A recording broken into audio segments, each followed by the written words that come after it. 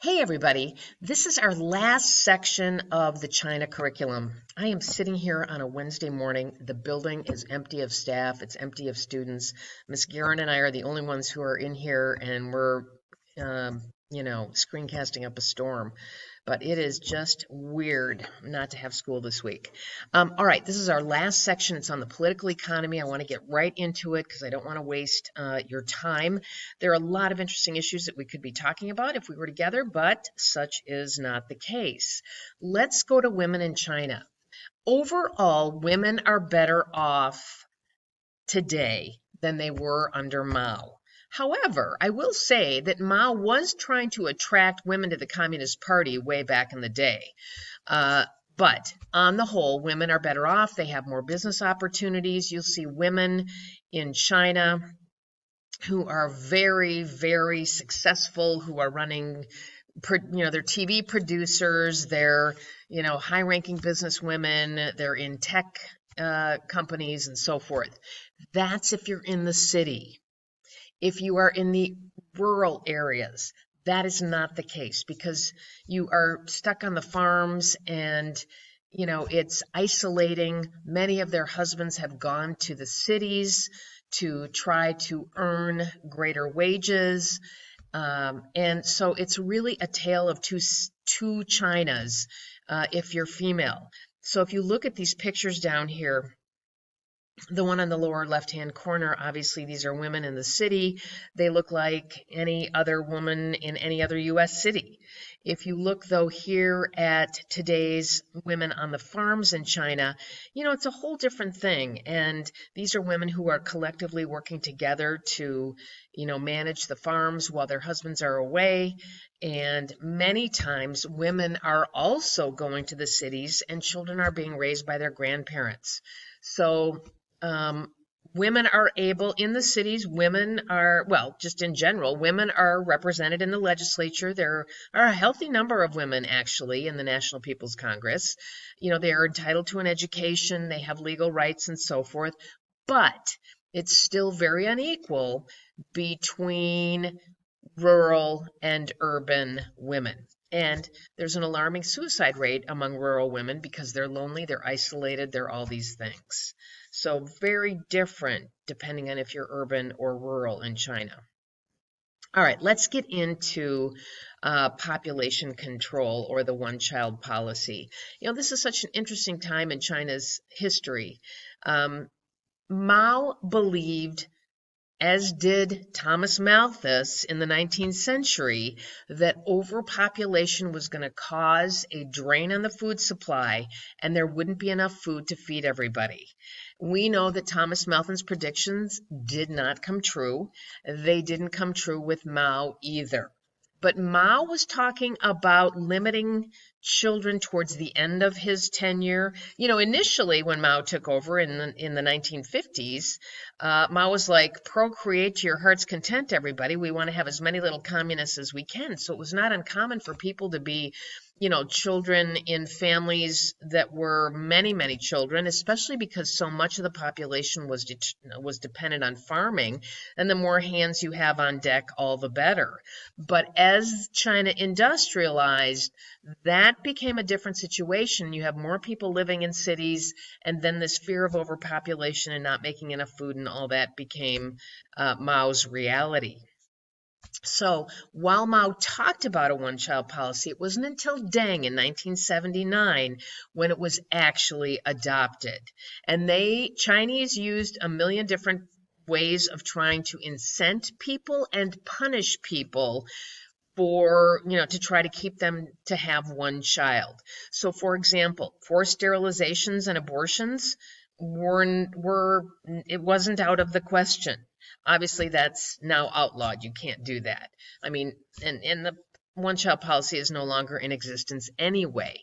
They also used positive incentives. They offered them farmland or preferred housing or whatever to keep people in line and, observing the one-child policy. They fined people for having more than one child. Okay, well, what if you have twins? Well, then you wouldn't be, you would not be fined. If it's something that is natural, that happens naturally, you're not going to be fined. curious as to whether taking, uh, you know, what do you call it? Oh, forgot what I was going to say. Taking drugs to try to, fertility drugs to try to increase your chances. I don't know. But, you also might get demoted, depending on what business you were in or whatever, if you started to have more children. So, using propaganda posters, intensive media campaigns, whatever it was a combination of forced punishments and positive incentives to try to get this policy going, and it worked pretty well. 1986, the policy was relaxed for rural areas because they realized we need to have more people on the farms, working the farms, or we're not going to be able to produce as much. So it was relaxed in 1986, but then by 2002 it was reinstated because people were starting to take advantage of it. Net now there's no longer a one-child policy. It's gone from one child to now people in China can have 2 children. Question is, did it work? You bet it worked. It worked so well that now they're talking about whether they should let people in China have as many children as they want. But the thing is, the one-child policy has been going on for decades, and it's expensive to have children. And a lot of children in the cities have tutors and all these things, and the sun rises and sets on this, one child. So, whether people are going to now all of a sudden adopt a 2-child policy, who knows? We'll see. All right, so let's look at some of the effects of the one-child policy. All right, China estimates from 5 births per woman to 1.7. Yes, it worked. The population growth rate did, or the fertility or the birth rate did subside. Other effects, little emperor problem. What is the little emperor problem? Thinking that this one child, the sun rises and sets, you only get one, so it's, you can't have 2. So too much competition amongst that one child. Not only that, but you've got gender side. When people gave birth to a girl baby, it wasn't viewed the same as if they were viewed with a boy baby, especially on the farms. And, it's a patriarchal society. It has been since ancient times. A lot of girl babies got abandoned or, worse. The 4-to-1 problem. This was concern over elder care. And if we were in class right now, I'd be showing you on the board, you take a man and a woman, and let's say they get married. And then you take the man's 2 parents, that's the 2 in the 4-to-1, and then you take the woman's 2 parents, that's the 2, and then each of those parents have 2 parents, these are your grandparents, and all of a sudden you have these, this one man and this one woman in charge of parents and grandparents, and not enough income perhaps to take care of them. It's a law in China that you have to take care of your elders as long as you are able. And so this became, a little bit of a concern as the population was aging and not having enough resources at the lower levels of the population pyramid to be able to take care of this widening inverted pyramid. Urban versus rural cleavage, still a thing. Even more pronounced with the one child because of farming and whatnot. Median age in China has increased overall. That won't change for a while because obviously you don't have as many younger people as you now have people who have aged and are older.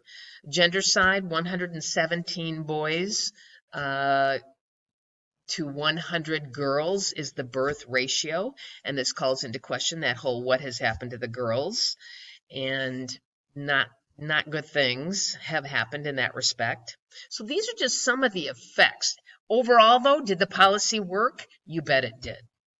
Effective January 14th, China started to realize, you know what, this lack of birth rate is not a good thing. We cannot support the older population. So they started to relax the one-child policy. They said if you have one parent who's an only child, then the couple can have 2 children. Well, the truth of the matter is, especially in the cities, both children were only children. So this, didn't seem like it was really a necessary restriction anymore. So literally 2 years later, the Chinese government came out and said Chinese couples may opt for 2 children without penalties. There's still discussions being had about whether they should just get rid of any control over birthing at all. Check this video out. This is cute. Hopefully it won't get blocked.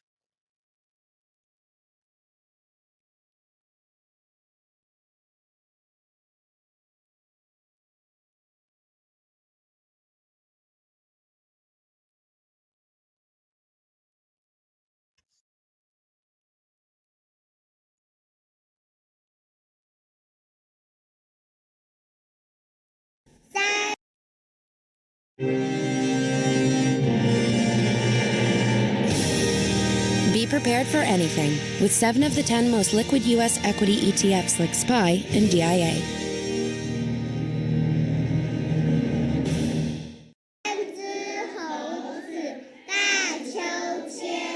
The children of China may now get brothers and sisters. For 40 years, the law was one child only, but that now changes. But the pain of the past policy is still bitterly felt. This mother was snatched at home by local officials and forced to be sterilized. More than 20 people came to my home. They dragged me like I was a pig. They took me to a population control center. I resisted, but they told me the sterilization had to happen that day.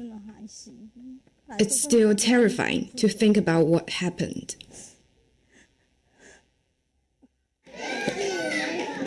Her daughter goes to the Jin kindergarten. But this is not the true face of China. It's actually an aging country, and it needs more young people to become breadwinners in future. What's really changed is the economics of children.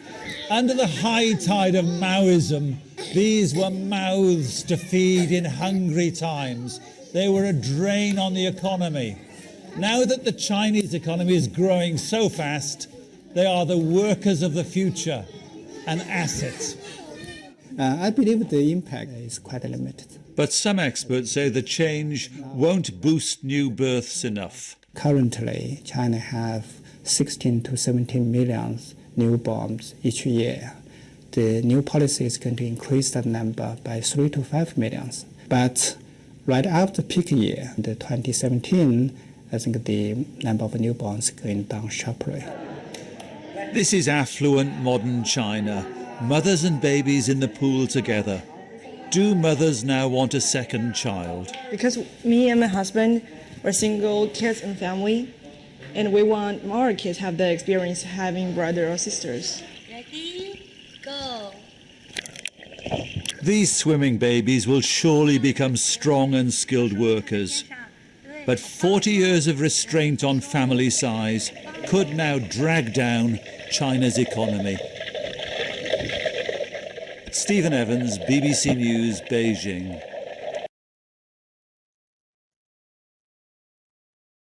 Okay.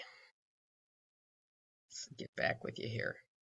All right, so if for some reason that video didn't show, it's because it got blocked and I had to go in and edit it. And so I apologize if that's the case. All of my PowerPoints have so many, linked videos from news stations and so forth. So when I'm screencasting, it'll let me know if things have been blocked, and you'll know I couldn't show it for some reason.